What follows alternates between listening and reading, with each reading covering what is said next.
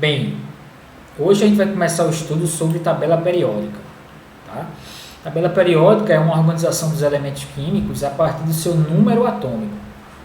O número atômico é o que vai dizer quem é o elemento 1 até o elemento 118. Certo? Então, número atômico, eu sei que é o número de prótons, é ele que vai informar qual elemento vem primeiro, qual elemento vem segundo, em terceiro e assim vai.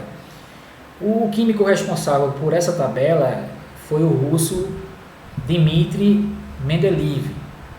Tá? Ele foi o químico associado à formação, à organização dessa tabela periódica. Claro que ele não é o único que contribuiu para a tabela periódica. Houveram outros que também deram a sua contribuição. Mas o nome dele está mais associado à tabela que a gente conhece hoje. Essa tabela ela é formada por linhas horizontais e verticais. As linhas horizontais representam os períodos. A gente vai ver que os períodos são o número de camadas. Então, essa tabela, o máximo de camadas que a gente vai ter é de 1 até 7. E as linhas verticais representam as famílias, que variam de 1 até 18. A partir do diagrama de Linus Pauling, a gente vai entender como é que a gente chega na família 18, na família 1, família 2, na família 3. Tudo isso o diagrama de Linus Pauling explica. Além disso, a gente consegue perceber que essa tabela, e em outras tabelas também, tem duas linhas aqui que ficam fora da tabela. Ela não consegue se encaixar aqui. É a linha dos lantanídeos e dos actinídeos. Eles foram colocados para fora da tabela porque não conseguiram ficar à mostra aqui nesse período. Tá? Então colocaram para fora para poder encaixá-los. O nome dos elementos químicos e os símbolos que a gente consegue ver aqui, tá? Aqui a gente consegue ver o símbolo e o nome dele. O nome dos elementos químicos varia de acordo com o ano, a época, né, onde ele foi descoberto, o país e também a finalidade. Tem alguns elementos que foram nomeados de acordo com homenagem ao seu descobridor, vamos dizer assim, Rutherford. Rutherford é o nome de um cientista e homenagearam ele com um elemento químico Rutherford, que é o 104. Outros elementos químicos, por exemplo, o titânio, é uma homenagem. Cadê? O titânio está aqui. O titânio é uma homenagem a um deus da mitologia grega.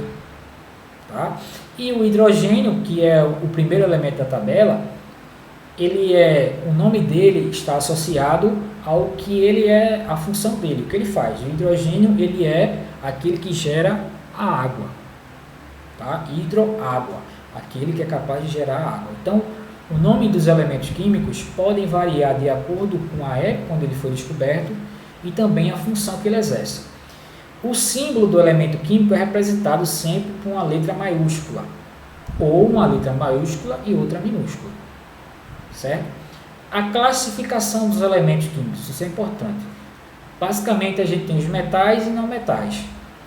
Dentro dos metais, a gente tem outra classificação, que são os metais alcalinos terrosos, lantanoides, actinoides, metais de transição, metais de pós-transição, e os semimetais, que não são metais nem não metais, são semi, uma hora exerce uma função, uma hora exerce outra função, intermediária entre metal e não metal.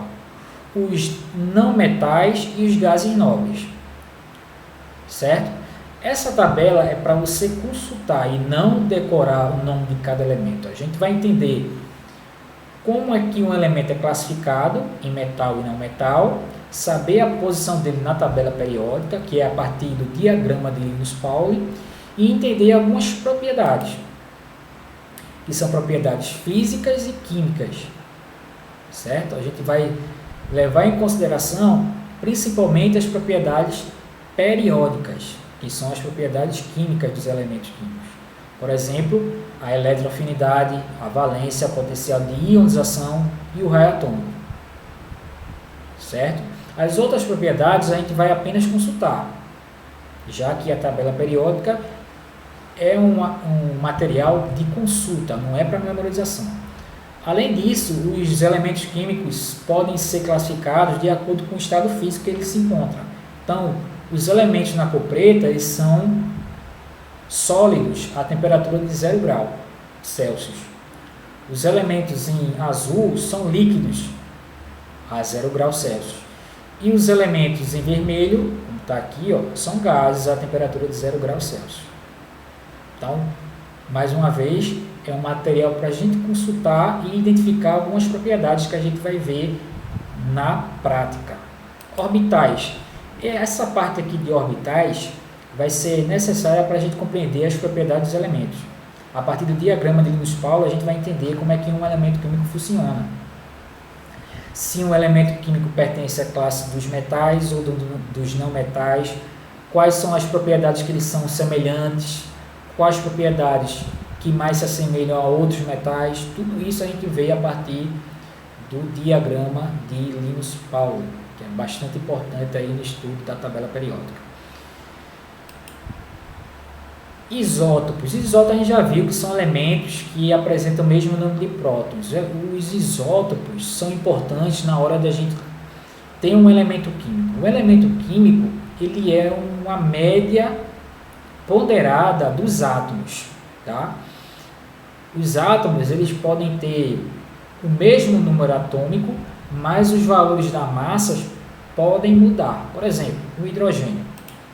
O hidrogênio ele tem 3 átomos do mesmo elemento. O elemento seria a representação, o símbolo, o H. E ele tem 3 átomos. O hidrogênio que é 131, ou 13, a massa atômica é 3, o número atômico é 1, o elemento 21 e o elemento 11. O conjunto desses 3, a média ponderada dos 3, vai me dar o elemento H. Isso significa elemento químico, é o conjunto, a média ponderada dos átomos. E os isótopos são aqueles átomos que apresentam o mesmo número de prótons.